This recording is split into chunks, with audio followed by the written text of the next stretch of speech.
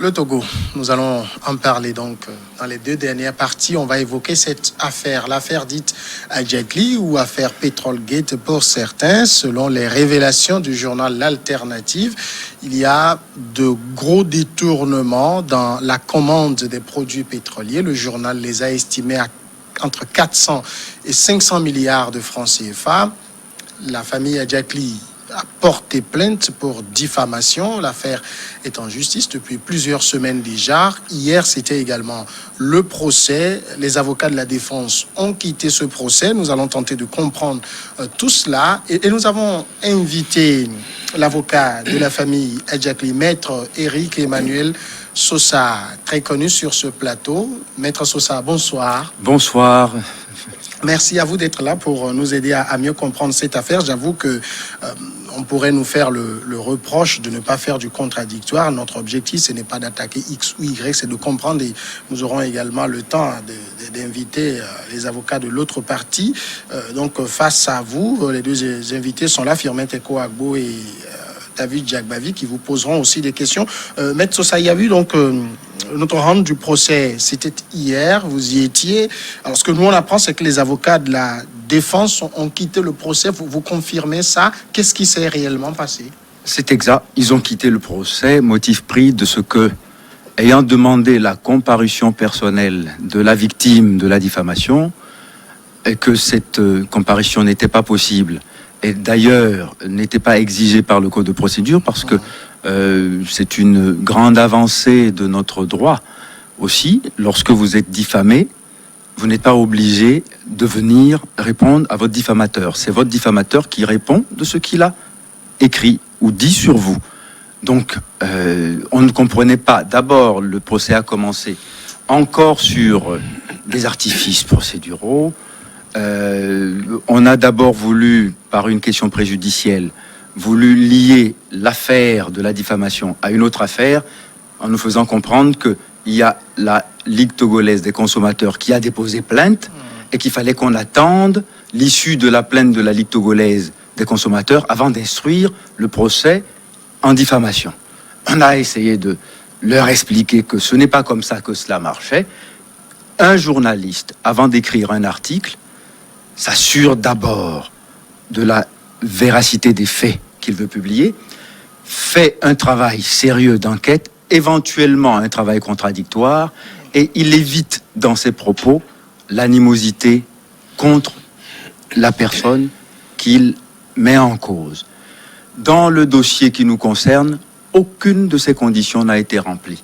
On avait et l'animosité, on avait des mensonges grossiers, et on a livré en pâture à l'opinion publique togolaise le nom de quelqu'un qui a besoin que son nom soit défendu et protégé.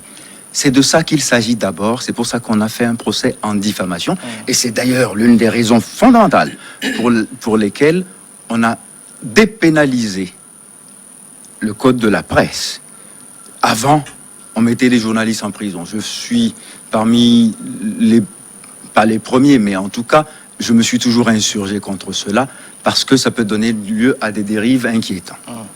Et puis, on a décidé, pour la maturité du vivre ensemble et de la démocratie, et de l'élan démocratique, de faire la même chose. Et on se rend compte que, finalement, ça donne lieu à des dérives absolument inexcusables, où parce qu'on a une carte de presse, ou parce qu'on est journaliste, on peut s'attaquer à n'importe qui, et on sait qu'on va avoir de toutes les façons la sympathie de l'opinion parce qu'on est journaliste. Dans cette affaire, ce qu'il faut en dire en tout cas ici, c'est qu'il y ait un mécanisme complexe qui préside à la commande des produits pétroliers au Togo, c'est un fait.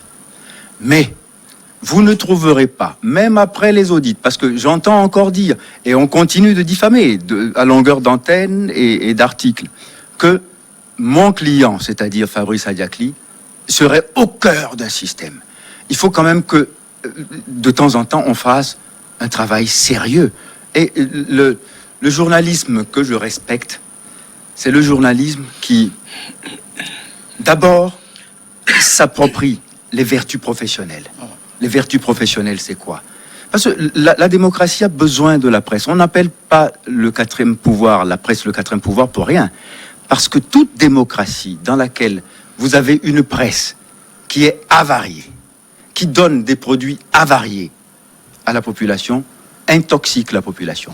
Et là, ici, ce qui se passe, c'est qu'on a l'impression que, d'enfumage en enfumage, on est en train de livrer à la vindicte populaire le nom de quelqu'un qui a besoin que son nom soit défendu et protégé. C'est pour ça que nous sommes là. Ce qui s'est passé hier est une mascarade. Monsieur Ferdinand Haïté dit que ses avocats se sont déconstitués pour échapper ou pour ne pas participer à une parodie de justice. Tenons-nous bien quand même. C'est quoi une parodie de justice? Quand vous écrivez, avant d'écrire, vous savez, avant de prononcer des accusations aussi graves, vous l'avez dit tout à l'heure, on a volé à l'État togolais 400 à 500 milliards. Avant de dire ça, vous avez quelque chose. Et quand on vous convoque pour que vous veniez dire comment vous l'avez trouvé, vous dites non, il y a des audits, c'est dans les audits que vous allez les trouver. Ça ne marche pas comme ça. Mais c'est un fait aussi qu'il y a un audit. Mais attendez. Et que le journal est aussi en droit. L'audit ne va pas vous établir si oui ou non Fabrice Adiakli a un ranch en Afrique du Sud. L'audit ne va pas vous établir si oui ou non Fabrice Adiakli a en possession 400-500 milliards de francs. On nous dit qu'il y aurait un système. Quand on dit système, je préfère parler de structure, une structure d'État qui est en charge de la gestion de la commande et de la distribution des produits pétroliers au Togo. Cette structure s'appelle le CSF3P. Et au sein de cette structure, vous avez à tous les échelons le gouvernement togolais. À la tête de cette structure, vous avez le ministre du Commerce, constituant le comité politique, le ministre de l'Économie-Finance et le ministre de l'Énergie. Alors, ces gens seront là, et en plus, quand vous descendez au niveau du comité technique, vous avez d'autres ministères qui sont représentés, y compris la primature. Alors, dans une structure qui est ainsi composée, on vous dit qu'il y a quelqu'un qui travaille au 3e niveau, qui lui serait capable d'organiser un détournement au préjudice de l'État sans que ceux qui sont à la tête de la pyramide ne l'aient jamais vu. Et ce, depuis 20 ans. C'est ça ce que M. Ferdinand Haïté veut vous faire croire. Et je suis là pour dire que c'est une fiction. Quelqu'un est peut-être en train de se servir de lui, en le manipulant, en lui donnant de mauvaises informations, mais en tant que journaliste qui se dit d'investigation, il devrait au moins prendre la précaution de vérifier avant de publier. Maintenant qu'il a publié, il est aux abois, ne sachant pas comment expliquer comment il a pu trouver les éléments pour publier. Il dit mes sources, il dit attendez que l'audit arrive. L'audit ne révélera rien de comparable à ce qu'il dit. D'accord. David? Oui. Excusez-moi, hein, mais j'ai pris le temps de vous écouter, maître, mais j'ai été déçu, beaucoup déçu de votre position. Mais je vous comprends aisément parce que vous êtes dans votre rôle. Elle n'est pas la vôtre. Vous êtes conseil de Monsieur Adiakli.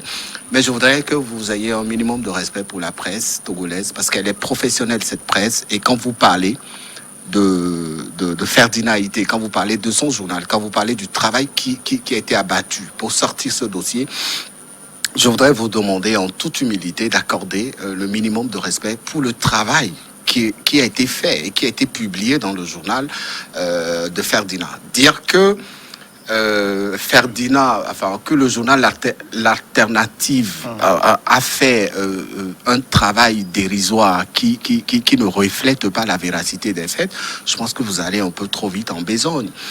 La presse, dans toute son entité, fait un travail qu'on peut appeler de professionnel, et ça a toujours été le cas sur beaucoup de dossiers.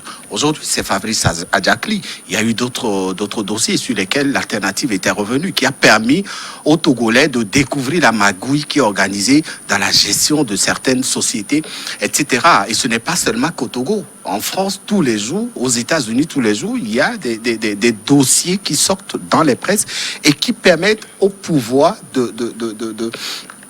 d'aller enquêter et de chercher à savoir ce qui se passe réellement. Aujourd'hui, c'est Fabrice Adjakli. Je suis désolé que ça soit lui, mais je pense que le travail qui a été fait par le journal alternatif a permis à beaucoup de Togolais de découvrir ce qui se passe réellement, ce qui est appelé la magouille. Et c'est votre rôle de démontrer le contraire. Si demain, vous retrouvez devant le juge et devant la défense, c'est à vous d'apporter cette vérité-là, si votre client a volé ou pas, selon ce que Ferdinand a dit. Alors, je ne crois pas que Fabrice soit le fils de Dieu. Il n'y a que Jésus qui a été livré à la vindicte populaire. Fabrice n'est pas un fils de Dieu. S'il a été noté qu'il est concerné par des détournements, je pense que c'est le travail de la presse de mettre cela en avant. Et dire que vous avez senti de l'animosité dans ce qui a été fait par cette presse, je suis estomaqué. Ce n'est pas le premier dossier. Le chef de l'État a été interpellé dans beaucoup de dossiers. Des ministres ont été interpellés dans beaucoup de dossiers dans ce pays. On n'a pas entendu cela. Et je crois que le travail que la presse fait aujourd'hui, elle est à féliciter. Alors, c'est à vous d'apporter la version contraire demain devant le juge, si tant est que vous ne reconnaissez pas ce qui est mis dans les écrits. Quand vous dites que Ferdinand ne veut pas donner des sources, mais permettez que je vous dise que la presse, en tout cas pour ce qu'on nous a appris, aucun journaliste ne divulgue sa source. Attendez, je n'ai jamais dit ça. Hein. Attendez, aucun journaliste ne divulgue pas, ne publie pas ses sources d'information. Le journaliste fait un travail d'investigation, il fait un travail d'enquête, il fait un travail de recherche qu'il met en avant. Et maintenant, si le juge a besoin d'avoir les sources de ces informations, je pense qu'il y a un audit qui a été constitué. C'est vrai, l'audit ne va pas chercher à savoir si Fabrice a un ranch en Afrique du Sud, c'est pas son problème. Mais l'audit va chercher à savoir si véritablement il y a eu détournement des 400 ou 500 milliards. Et si ce détournement est imputable à Fabrice Adjakli, c'est bien ça dont il s'agit. Mais pour l'instant, avant de l'écrire, de quoi on s'est assuré? On a publié sans savoir? Mais tout à l'heure, vous avez dit une chose sur laquelle je voudrais apporter une correction radicale. Je n'ai jamais dit qu'un journaliste doit produire ses sources. C'est d'ailleurs l'un des fondamentaux pour lesquels il y a un droit de la presse, et c'est un des droits du journaliste. Mais on ne vous demande, moi je ne demande même pas à M. Ferdinand Ité de produire ses sources. Je sais qu'il n'en a pas. Ses sources sont dans sa tête ou dans la tête de celui qui l'a instrumentalisé, qui lui a donné des choses à publier. Mais non, attendez, d'être surpris. Attendez, soyons vous allez un peu vite en besoin. Mais non, mais je ne vais pas vite en besoin parce que ça fait quand même 3 mois que nous attendons d'avoir quelque chose et que M. Haïté nous dit ce que vous demandez. Moi, je ne l'ai pas. Attendez qu'on fasse des enquêtes pour que je les trouve. Donc, dans tous les cas, il ne les a pas. S'il les avait, le premier réflexe d'un journaliste qui est attrait en justice pour diffamation, c'est d'apporter tout de suite ce qu'il a. Et on nous dit ici, non, je ne vais pas révéler mes sources. Je ne lui demande même pas ses sources. Mais il a travaillé sur des bases documentaires qu'il les apporte au moins. Comment il a fait le calcul de ces 400 et 500 milliards, pardon, pas millions, milliards. Comment il a fait? Il peut au moins, à minima, essayer d'expliquer ça. Et si vous posez vous aurez la réponse. Attendez, permettez que je finisse. Non, permettez. Tout à l'heure, quand vous avez parlé, j'ai eu la patience de vous écouter. Non. Lui, il n'a qu'à nous dire comment il l'a calculé. Mais pour pouvoir le faire, il faut au moins qu'il y ait un début de procès. Depuis le début, il essaye de se défiler. Il ne veut pas le débat. Il ne veut pas le procès. Il n'est pas responsable. Il n'est pas responsable de quoi? Vous aviez demandé aussi des reports. Moi, non, jamais. Nous n'avons jamais demandé. L'accusation. Jamais on a demandé de report. Non, jamais. Au premier procès, on nous a fait comprendre que vous n'avez pas payé. Mais non. Attendez, non. Permettez. Non, attendez. C'est pour dire que les reports ne sont pas. S'il vous plaît. À connaît pas, à demander, comme on dit. D'accord. Alors, vous savez quoi? La première audience, c'est la première audience utile. C'est à cette audience-là qu'on fixe la caution. Mais vous ne venez pas avec un panier d'argent pour payer la caution. D'ailleurs, le juge ne le prend pas. Il vous demande, quand vous avez déposé plainte, en faisant citation directe, d'aller payer la caution et de revenir avec le récépissé de la caution pour valider votre plainte. Mais ça ne se fait pas séance tenante ni le même jour. Il vous renvoie l'affaire à une autre date. C'est ce qui s'est passé. Quand on dit on a demandé un renvoi, non, c'est comme ça les procès en diffamation. Vous venez, on fixe la caution, vous repartez. Quand vous l'avez payé, le juge, lors de la prochaine audience, fait le constat de l'acquittement de la caution, et là, le procès commence. C'est ce qui s'est passé. Jamais nous n'avons demandé un renvoi. Jamais. Si c'est ça qu'on vous a fait croire, on vous a encore menti. D'accord. Oui, vous savez, maître, j'ai eu la patience aussi de vous écouter. Permettez que je vous pose cette question. Il y a quelque chose souvent qui m'embête, moi je vais le dire comme ça, quelque chose qui m'embête, surtout quand les journalistes publient les informations et puis on leur dit vous avez été instrumentalisé, vous avez été manipulé.